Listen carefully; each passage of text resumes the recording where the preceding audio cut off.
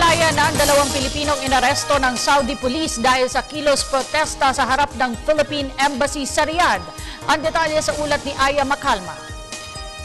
Pinalaya kaagad ng Saudi Police sa Riyadh ang dalawang lalaking Pilipino na inaresto nitong Sabado mismo sa labas ng Embahada ng Pilipinas sa Riyadh dahil sa ginawang kilos protesta kasama ang iba pang overseas Filipino workers. Bunsod dito, naalarma ang kalapit na embahada sa lugar. Mahigpit kasi na ipinagbabawal ng Saudi government ang mga kilos protesta at dahil ayaw sumunod ang dalawa na itigil ang kanilang pagsisigaw ang naging sanhi ng pag-aresto ng pulisya sa kanila. Nagbigay naman ng temporary shelters ang embahada ng Riyadh sa mga OFWs.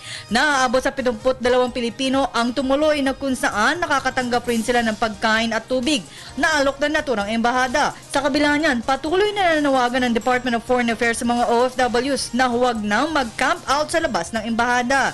Ayon kay Assistant Secretary Raul Hernandez, kailangan nang ihinto ito dahil posibleng makaapekto ito sa hiling ng ating pamahalaan na i-waive ang mga fees, penalties at no objection certificate ng mga OFWs. Mass actions are against Saudi law. So we urge our kababayans there to refrain from participating in such activities as this will only complicate the situation even further. It will be more difficult for us to repatriate them if charges are filed against them. Nakatakda naman dumating sa bansa ang first batch ng OFWs mula Saudi Arabia, Jeddah. Hinihintay na lang ang clearance na mula Saudi Immigration bago makabalik ng bansa ang 63 Pilipinong nasa Jeddah. They will be repatriated as soon as they are given clearances by Saudi immigration authorities.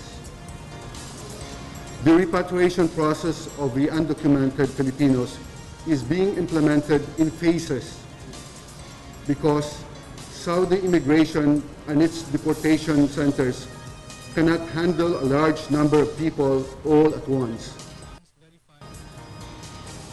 Our OFWs are not the only ones with this problem.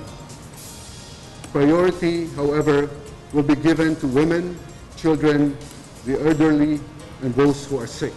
Samantala, inaaksyonan na ng embahada ang pag-repatriate ng bangkay ni Rodel Guadamor na namatay pa noong Pebrero. Ayon sa embahada, kaya hindi pa maiayos ang pag-repatriate kay Guadamor ay hindi nakikipag-koordina ang kanyang employer na kung saan kailangan nila makakuha ng no objection certificate bago makabalik ng bansa ang kanyang mga labi.